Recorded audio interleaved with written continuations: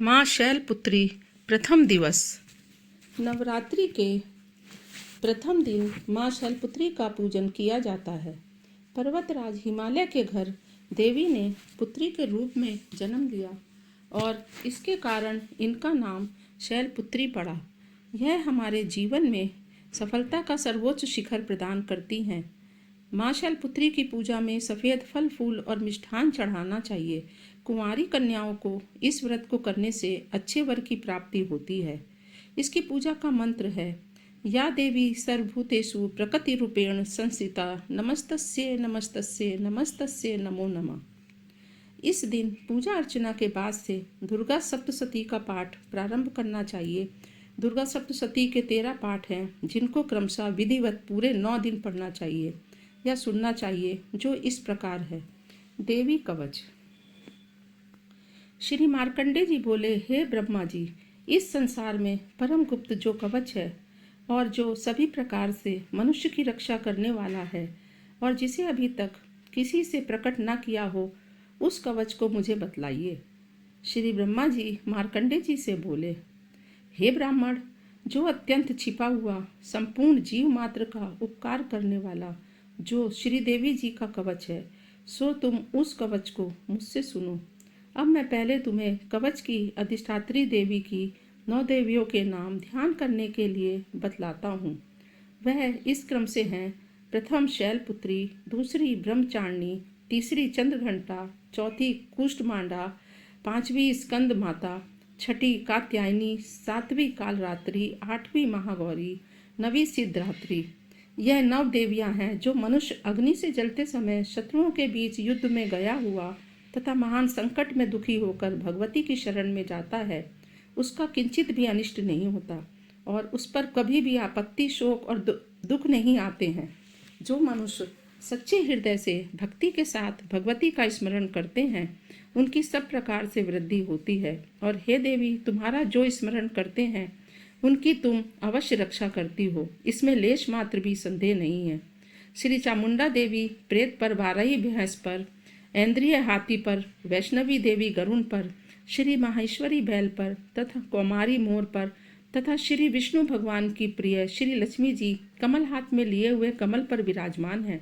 श्वेत रूप धारण किए हुए ईश्वरी देवी बैल पर तथा समस्त आभूषणों से सुशोभित ब्राह्मी देवी हंस पर आरूढ़ है।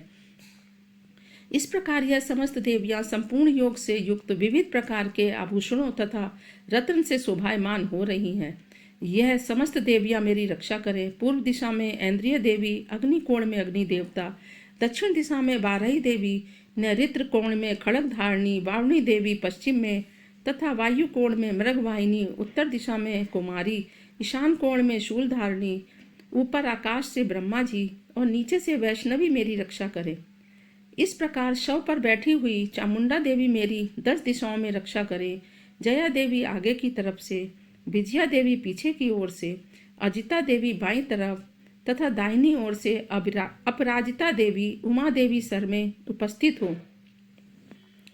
मालाधारी माथे की यशस्वनी देवी दोनों भवों की, त्रिनेत्र देवी भौं के मध्य स्थान की, नासिका की रक्षा घंटा देवी, आंखों के मध्य की शंखनी देवी, कानों की द्वारवासिनी कालिका, कपोलों की जड़ में शंकरी, नासिका की सुगंधा और ऊपर के होठों की चर्चिका देवी, अमृत कला नीचे के होठ की तथा सरस्वती दिव्या की, दांतों की कुमारी, कंठ देश की चंडिका, चित्रघंटा गले की, तालु की महामाया रक्षा करे।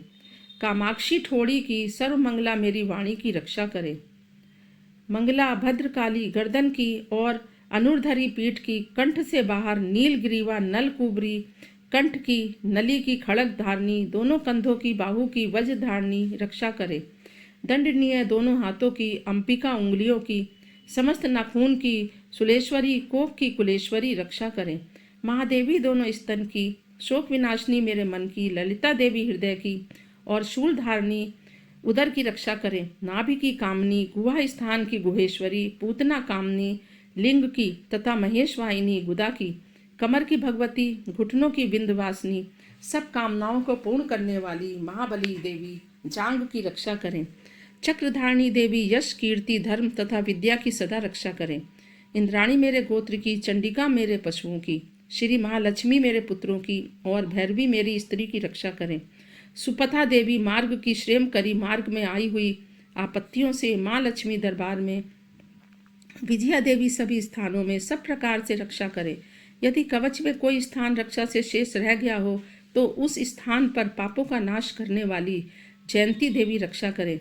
अपना कल्याण चाहने वाले मनुष्य को कवच के बिना एक पग भी नहीं चलना चाहिए, क्योंकि कवच से अपनी रक्षा करके नित्य जिस स्थान पर जाकर जिस कार्य की इच्छा करता है उस कार्य में वह निश्चय ही सफलता प्राप्त करता है और वह पुरुष इस पृथ्वी पर अतुलनीय ईश्वर को प्राप्त कर लेता है। जिसने कवच धारण कर रखा है वह युद्ध में निर्भय होकर विजय को प्राप्त करता है और वह तीनों लोकों में पूजनीय होता है। यह देवी का कवच देवताओं को भी दुर्लभ है। जो मनुष्य श्रद्धापूर्वक पवित्र हो नित्य प्रति तीनों संध्याओं के समय इस भगवती के पाठ को करता है उसे देवी कला प्राप्त होती है और वह त्रिलोक में कहीं भी पराजित नहीं होता तथा अकाल मृत्यु से रहित होकर 100 वर्ष तक जीवित रहता है और उसके सारे रोग नष्ट हो जाते हैं। अंतरिक्ष में गमन करने वाले महाबलशालिनी डाकनी ग्रह भूत पिशाच यक्ष गंधर्व राक्षस ब्रह्म राक्षस बेताल कुष्मांडा तथा भैरव आदि अनिष्टकारक देवता देवी के कवच को हृदय में धारण करने वाले पुरुष के दर्शन मात्र से भाग जाते हैं। इस कवच को धारण करने से पुरुष के तेज की वृद्धि होती है, यश और कीर्ति भी बढ़ती है। जो मनुष्य पहले इस कवच का पाठ करके बाद में सप्तशती का पाठ करता है उस मनुष्य के संतति पुत्र आदि जब तक यह भूमंडल पर्वत वृक्ष वन को धारण किए हुए हैं तब तक पृथ्वी पर बने रहते हैं। और जो देवताओं के लिए भी परम दुर्लभ स्थान है वह देहांत के बाद उस परम उत्तम धाम को प्राप्त करता है और फिर दिव्य स्वरूप को प्राप्त कर शिव जी के साथ आनंद का भागी होता है। श्री अर्गला स्तोत्रम। जयंती मंगला काली भद्रकाली कपालिनी दुर्गा क्षमा शिवा धात्री स्वाहा स्वधा आदि मूर्तिमयी देवियों तुम्हें मेरा नमस्कार है। हे चामुंडी देवी, हे प्राणी मात्र का कष्ट हरण करने वाली देवी तुम्हारी जय हो। हे सर्वव्यापिनी, हे कालरात्रि देवी आपकी जय हो। आपके लिए नमस्कार है। हे मधु कैटप को मारने वाली श्री ब्रह्मा जी को वरदान देने वाली आपके लिए नमस्कार है। हे देवी मुझको रूप दो, जय दो, यश दो और दुश्मनों का संहार करो। हे महिषासुर दैत्य को मारने वाली भक्तों के लिए सुख देने वाली तुमको नमस्कार है। हे भगवती तुम मेरे लिए सुंदर स्वरूप दो, जय दो, यश दो और दुश्मनों का संहार करो। रक्त बीज दैत्य का वध करने वाली, हे चंड मुंड का विनाश करने वाली मुझको रूप दो, जय दो, यश दो और शत्रुओं का संहार करो। हे शुंभ निशुंभ तथा धूम्राक्ष दैत्य का मर्दन करने वाली तुमको नमस्कार है। मुझको रूप दो, जय दो, यश दो और शत्रुओं का संहार करो। पूजित चरण युगलों वाली देवी, हे समस्त सौभाग्य देने वाली देवी मुझको रूप दो, जय दो, यश दो और शत्रुओं का संहार करो। अचिंतनीय रूप और चरित्र वाली, हे समस्त शत्रुओं का विनाश करने वाली देवी मुझे रूप दो, जय दो, यश दो और शत्रुओं का नाश करो। हे दुखनाशक, भक्ति से सदैव नमस्कार करने वाले को आप रूप दो, जय दो, यश दो और दुश्मनों का संहार करो। चंडिके रोग नाशनी, भक्ति सहित स्तुति करने वाले भक्तों को रूप दो, जय दो, यश दो तथा शत्रुओं का संहार करो। चंडिके जो भक्ति सहित तुम्हारी निरंतर पूजा करते हैं उनको रूप दो, जय दो, यश दो और शत्रुओं का संहार करो। हे देवी मेरे लिए सौभाग्य और आरोग्यता तथा परम सुख दीजिए और रूप दो, जय दो, यश दो और दुश्मनों का संहार करो। हे भगवती बैरियों को नष्ट कर मुझे बलवान करो। रूप दो, जय दो, यश दो और दुश्मनों का संहार करो। हे देवी मेरा कल्याण करो और परम संपत्ति दो तथा मुझको रूप दो, जय दो, यश दो और दुश्मनों का संहार करो। देवता और राक्षसों के मुकुट रत्न से स्पर्श किए हुए चरण वाली मुझे रूप दो, जय दो, यश दो और शत्रुओं का संहार करो। हे देवी मुझे तथा अपने भक्तजनों को विद्यावान वह लक्ष्मीवान बनाओ तथा रूप दो, जय दो, यश दो और दुश्मनों का संहार करो। हे चंडिके प्रचंड दैत्यों के गर्भ को नष्ट करो और मुझ शरणागत को रूप दो, जय दो, यश दो और दुश्मनों का संहार करो। हे 4 भुजाओं वाली ब्रह्मा जी द्वारा स्तुति की गई परमेश्वरी, मुझे रूप दो, जय दो, यश दो और दुश्मनों का संहार करो। सदैव श्री कृष्ण भगवान से स्तुति की गई है। हे अंबिके, रूप दो, जय दो, यश दो और दुश्मनों का संहार करो। हे हिमाचल सुता पार्वती के पति से पूजित परमेश्वरी, मुझे रूप दो, जय दो, यश दो और दुश्मनों का संहार करो।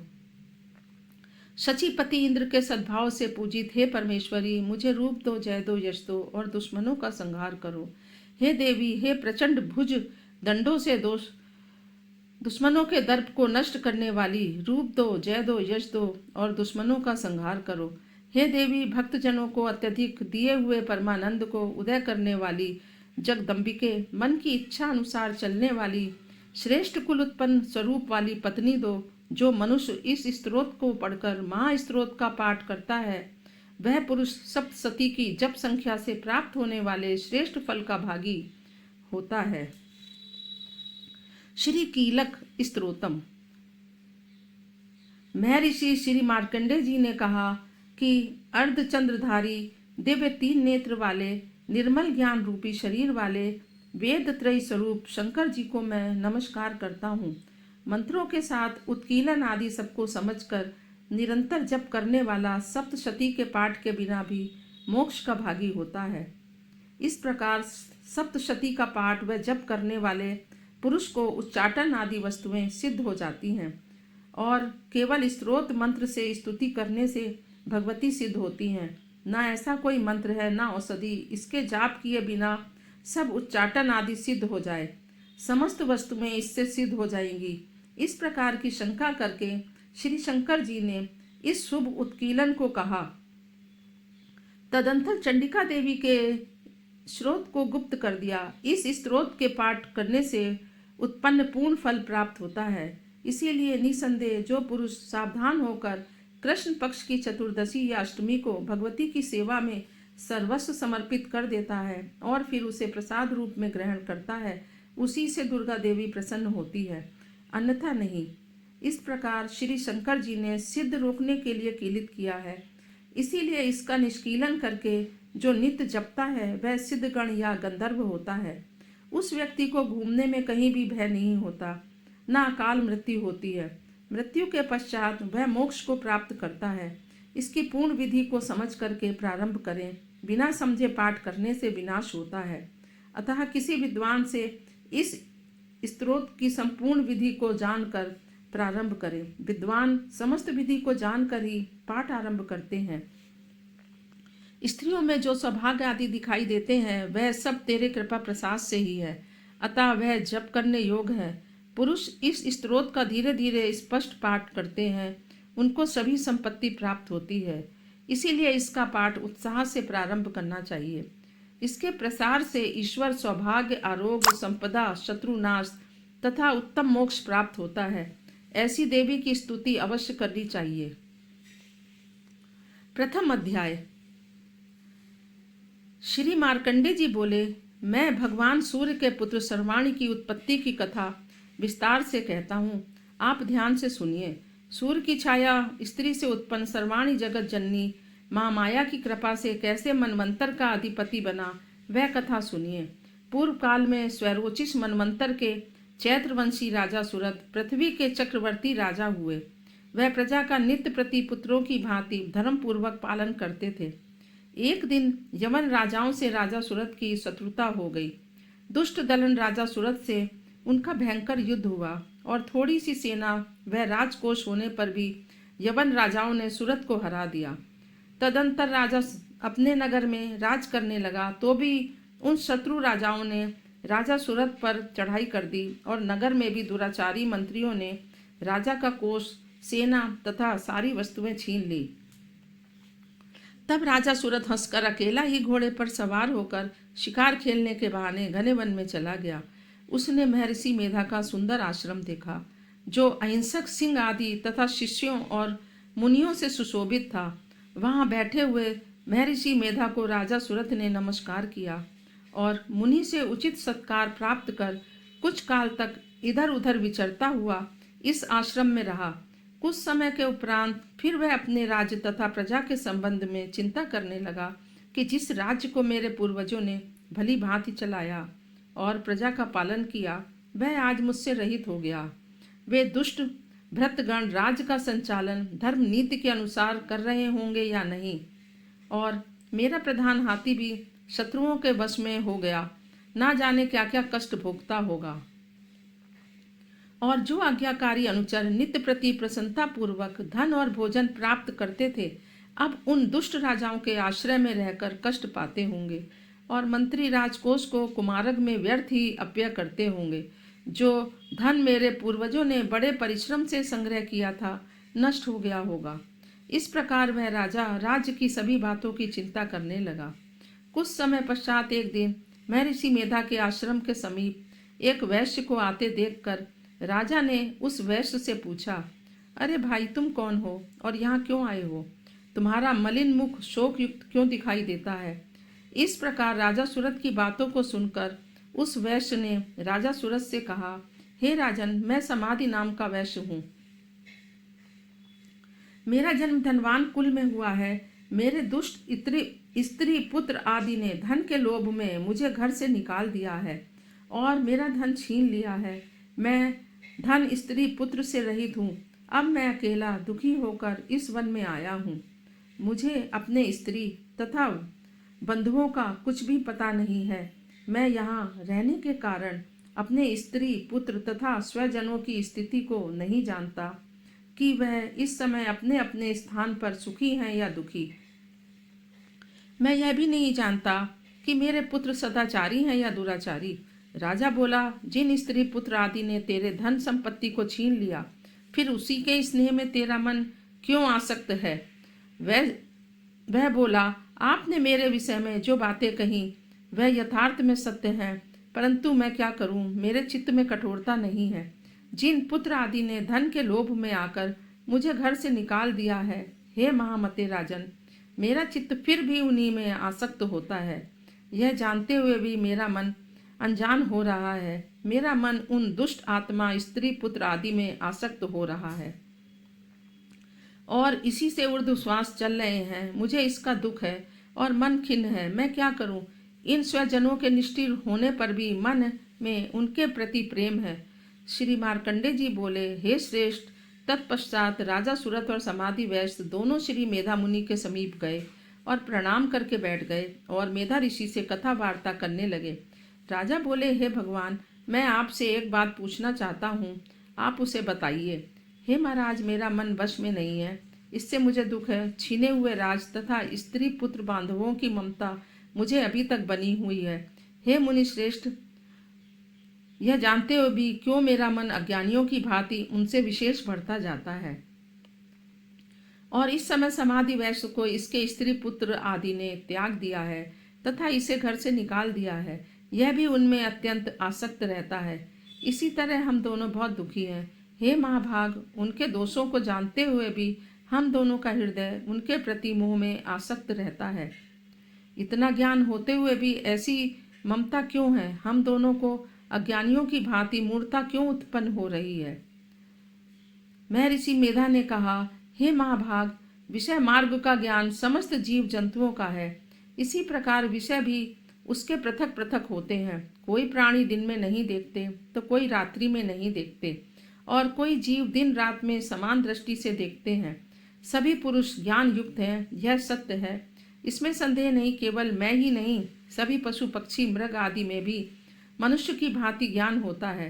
यह स्थल ज्ञान है। जैसे मनुष्य में आहार आदि की इच्छा उत्पन्न होती है, वैसे ही पशु पक्षी आदि में भी आहार विहार निद्रा तथा मैथुन की इच्छा उत्पन्न होती है। ज्ञान होने पर भी पक्षियों को तो देखो, यह खुद भूखे होने पर भी मोहवश अपने बच्चों की चोंच में स्नेह से दाना डालकर प्रसन्न होते हैं। मनुष्य भी अपने पुत्र पौत्रों के साथ इसी प्रकार का व्यवहार करते हैं, किंतु वह पालन पोषण का बदला लेने की इच्छा से कि जब हमारी वृद्धावस्था आएगी तब हमारा पालन वे करेंगे ही।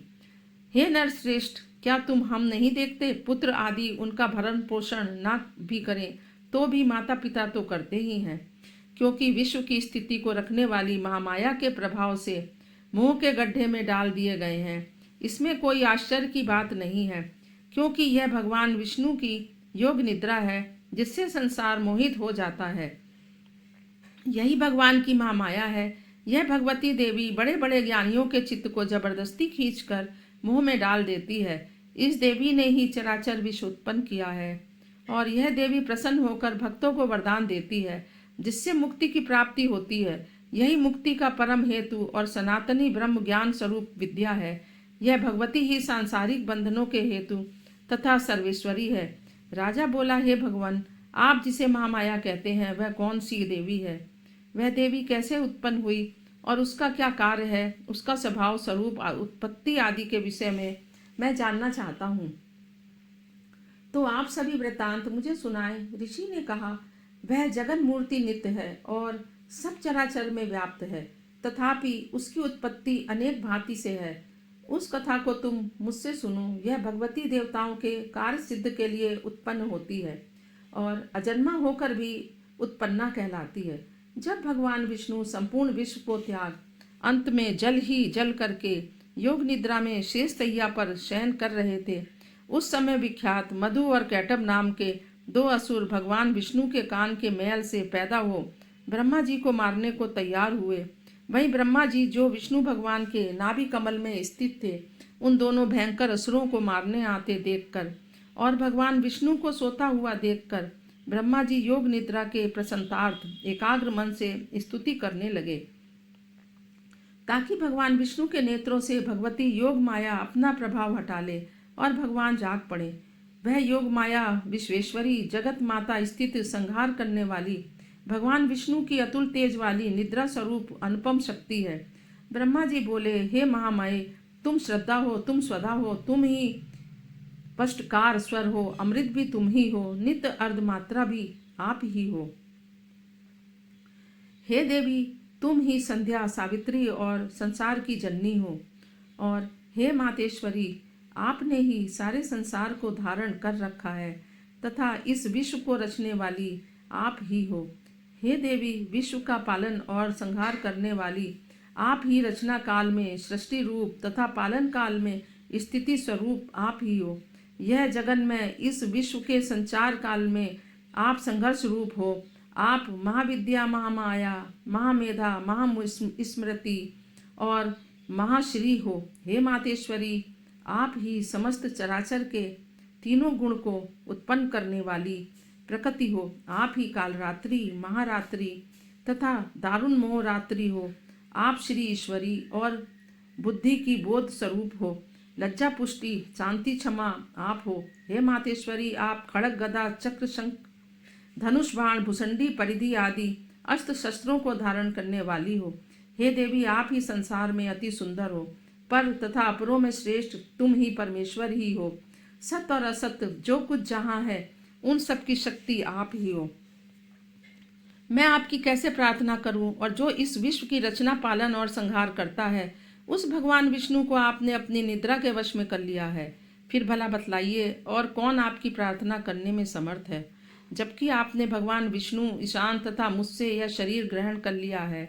अतः कौन मनुष्य देवता आपकी स्तुति करने में समर्थ है? आप तो अपने प्रभाव से प्रशिक्षित हो। मधु और कैटभ नाम के इन महादुष्टों को अब आप ही मोह लीजिए और जगदीश्वर भगवान विष्णु को जगाएं। इन दोनों महान असुरों का संहार करने के लिए भगवान को बुद्धि दीजिए। ऋषि बोले, इस प्रकार जब ब्रह्मा जी ने मधु और कैटभ के संहार के लिए भगवान विष्णु को जगाने के लिए तामसी देवी की प्रार्थना की, तो उसी समय भगवान विष्णु के नयन, मुख, नासिका, भुजा, हृदय और वक्ष स्थल से मुक्त होने पर भगवान जनार्दन जाग पड़े और वहां से निकलकर अजंता योग माया ब्रह्मा जी के सम्मुख उपस्थित हो गई। और योग निद्रा से मुक्त होने पर भगवान जनार्दन जाग पड़े। तदंतर भगवान विष्णु ने उन महापराक्रमी और वीरवान मधु और कैटभ असुरों को देखा। ब्रह्मा जी को खा जाने के लिए जिनकी आंखें रक्तवर्ण हो रही थी, तब भगवान विष्णु ने शेष सैया से उठकर उन असुरों से 5000 वर्ष तक बाहु युद्ध किया। अति बलशाली और उन्मुक्त दोनों असुरों को महामाया ने मोहित कर रखा था। अतः दोनों ने भगवान से कहा, कि हम तुम्हारी वीरता से संतुष्ट हैं, तुम हमसे वरदान मांगो। भगवान ने कहा, यदि तुम मुझ पर प्रसन्न हो तो मेरे हाथ से तुम्हारी मृत्यु हो, मैं तो केवल यही वर चाहता हूँ। ऋषि ने कहा, इस भांति जब भगवान विष्णु ने उनसे यह वरदान ले लिया तो वह भगवान से कहने लगे कि हमें सर्वत्र जल ही जल दिखाई देता है, इसलिए हे भगवान, हमारा वध उस स्थान पर कीजिए जहाँ पृथ्वी पर जल ना हो। ऋषि मेधा ने कहा, तब भगवान विष्णु ने शंख चक्र गदा धारण किया और उनसे तथास्तु कह दोनों के सिर अपनी जांघ पर रखकर चक्र से काट दिए। इस प्रकार यह माया देवी श्री ब्रह्मा जी की स्तुति करने पर प्रकट हुई थी और जिसकी वजह से भगवान विष्णु ने इन दोनों का अंत किया। धन्यवाद। कृपया मेरे चैनल को लाइक और सब्सक्राइब करके बेल आइकन का बटन अवश्य दबाएं।